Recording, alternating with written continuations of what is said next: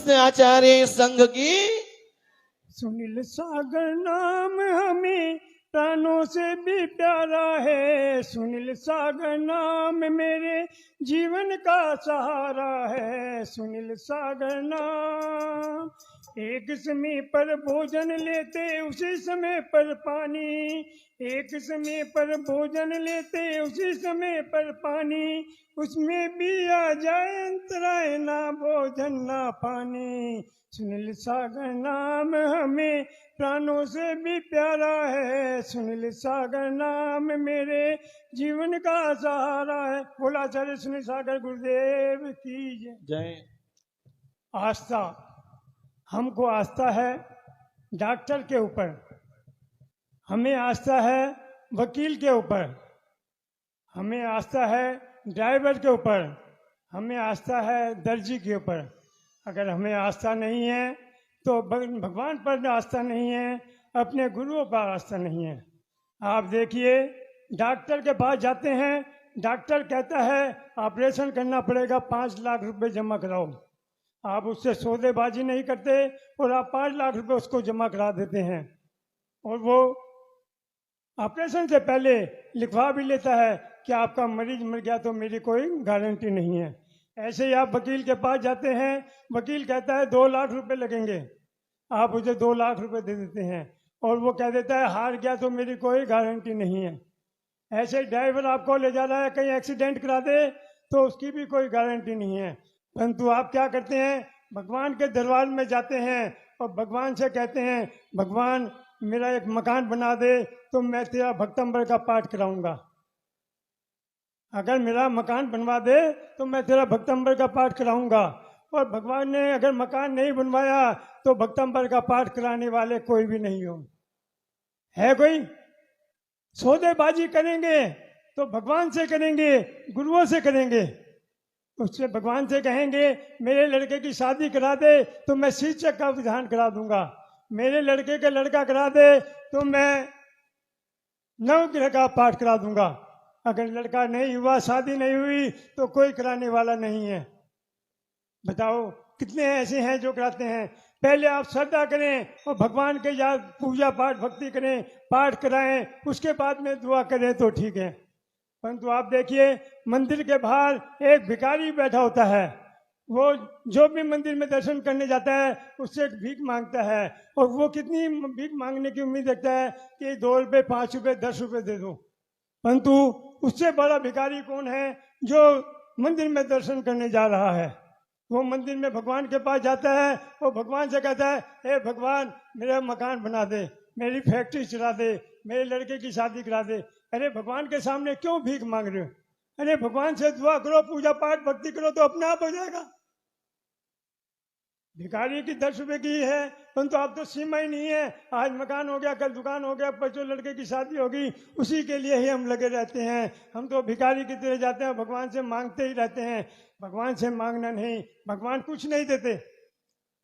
भगवान तो शांत बैठे हुए, शांत मुद्रा में बैठे हुए, उनको किसी से कोई लेना देना नहीं है। वो तो सिर्फ देखते हैं कि भक्ति की कितनी है, वो भक्ति के हिसाब से ही उनको आशीर्वाद देते हैं, उनका कल्याण हो जाता है। अब हम भक्ति तो दिखाएं नहीं, जाके झूठ मूठ ड्रामा करें और चावल चढ़ा दें और उसके बाद में भी कुछ ना करें तो उससे क्या भक्ति से उद्धार होने वाला है। हमें सच्ची भक्ति और सच्ची सदा करनी चाहिए। हम तीर्थ स्थान पे जाते हैं, वो ऐसे जाते हैं जैसे कि पिकनिक के लिए जा रहे हैं। कहते हैं यार दोस्त को चल तेरे को शिखर जी घुमा लाऊं, चल तिजारा घुमा लाऊं। ऐसे कोई तीर्थ स्थान के लिए कहा जाता है। पहले जब सब मैं शिखर जी दर्शन के लिए जाते थे तो महीना पहले से ही प्रोग्राम बन जाते थे कि संबे शिखर जी के दर्शन करने जाना है। कुछ चीजें बना के रखते थे, मट्ठियाँ, मीठी चीज या कुछ ऐसी चीज कि बाहर की चीजें न खाने पड़े, शुद्ध घर से चीज बना के ले जाते थे और नंगे पैर शिखर जी के दर्शन करते थे। श्रद्धा भाव से जाते थे। पड़ोसी भी आते थे, रिश्तेदार भी तिलक लगाते थे कि जाना, अपनी तीर्थ यात्रा करना और हमारे लिए भी दुआ करना। परंतु आज तो हो गया फैशन, चलो महावीर जी घुमा लाऊं। अरे ऐसे कोई होता है? कितने तो ऐसे कहते हैं अरे आचार्य सुनील सागर से मिला लाऊं। ये क्या हुआ? अरे आचार्य सुनील सागर के दर्शन करा लाऊं तो उससे पुण्य लगेगा, लाभ लगेगा, उससे कल्याण होगा। कोई यार दोस्त थोड़ी है कि मिला लो। बोलने का लहजा नहीं रहा, ना मंदिरों के लिए रहा, ना गुरुओं के लिए रहा। गुरुओं पर सच्ची श्रद्धा होनी चाहिए, तभी अपना कल्याण होने वाला है। हमारे गुरु जी को देखो, आचार्य सुनील सागर जी को, बिल्कुल शांत स्वभाव रहते हैं, इनको किसी से कोई लेना देना नहीं, अपनी साधना में मगन हैं। ये देखिए कि 60-60 पीढ़ी अपने साथ लेकर चल रहे हैं, जिसमें 19 साल से लेकर 90 साल तक के साधु हैं। आपके घर में 4 भाई एक साथ नहीं रह सकते, 4 के कभी भी पैर नहीं मिल सकता, परंतु आचार्य श्री 60-60 पीढ़ी बुजुर्ग साधुओं को साथ में लेकर चल रहे हैं और सबका कल्याण कर रहे हैं। कोई मतभेद नहीं है, किसी को भी जरा सी परेशानी होती है तो एकदम बिल्कुल ध्यान रखते हैं। और ये देखिए, किसी भी संघ में बुजुर्ग साधु को दीक्षा नहीं देते। एक आचार्य श्री ऐसे हैं जो बुजुर्ग साधु को, बुजुर्ग आदमी को, शावक को पहले दीक्षा देते हैं कि इसका कल्याण हो, इसकी गति अच्छी हो जाए, सुधर जाए। नहीं तो सोचते हैं, आपके घर में भी बुजुर्ग आदमी बीमार है तो आप समझते हैं ये तो बुढ़ा रोजाना खाता रहता है, दुखी करता है, इसे तो एक नेकोर दे दो और बाहर वाले कमरे में डाल दो और वहीं पे ही अपना कल्याण हो जाएगा। नहीं, अरे भगवान से पहले माँ बापों की सेवा करो, गुरुओं की सेवा करो, सुबह माँ बाप के चरण छुओ, तभी आपका कल्याण होगा। आप माँ बापों का तो कल्याण जब ही चाहेंगे जब आप श्रद्धा से चाहेंगे, उनका ख्याल रखें। अभी पीछे एक सेठ जी के पिताजी गुजरे, और पिताजी गुजरने के बाद में शमशान घाट ले गए। शमशान घाट में जब ले गए तो वो एक बोरी कट्टा गोले का ले गया और एक कट्टा सामग्री का ले गया और 2 किलो चंदन की लकड़ी ले गया और वहाँ ले जाके उसने दाह संस्कार करने लगा।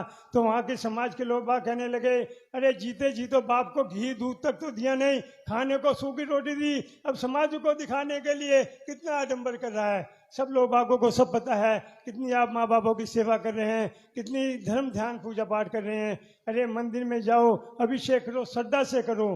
पहले देखिए कि जो हल्का है या कमजोर है उसको कहिए, भाई साहब आप पूजा प्रसाद अभिषेक कीजिए, उसका दिल खुश होएगा कि प्रधान जी ने, मंत्री ने मेरे को कितने मान सम्मान से कहा कि पूजा प्रसाद करो, अभिषेक करो। वो अगले दिन आपको जय जिनेंद्र करेगा, प्रधान जी जय जिनेंद्र, हाथ जोड़कर आपका स्वागत करेगा। परंतु आप क्या भाई भतीजा बाद में लगोगे कि ये मेरा रिश्तेदार है, पहले इसको अभिषेक कराओ, पूजा पाठ करो। नहीं, ऐसा मतभेद नहीं, समाज में सबको एक साथ जोड़ कर ही चलना चाहिए, तभी कल्याण होता है। आचार्य श्री के पास में प्रधानमंत्री, राष्ट्रपति, मुख्यमंत्री, नेता, सेठ सभी आते हैं, परंतु आचार्य श्री के मन में कोई मतभेद नहीं है। आचार्य श्री जो सब में पहले देखते हैं कि ये परेशान है, दुखी है, उसका उद्धार करने के लिए उसको पहले आशीर्वाद देते हैं, उसका कल्याण करते हैं। ये नहीं कि प्रधानमंत्री आया तो अंदर बैठ के बात करी और गरीब आदमी आया तो अभी टाइम नहीं है, अभी बाद में आना। तो ऐसा आचार्य श्री के मन में मतभेद नहीं है।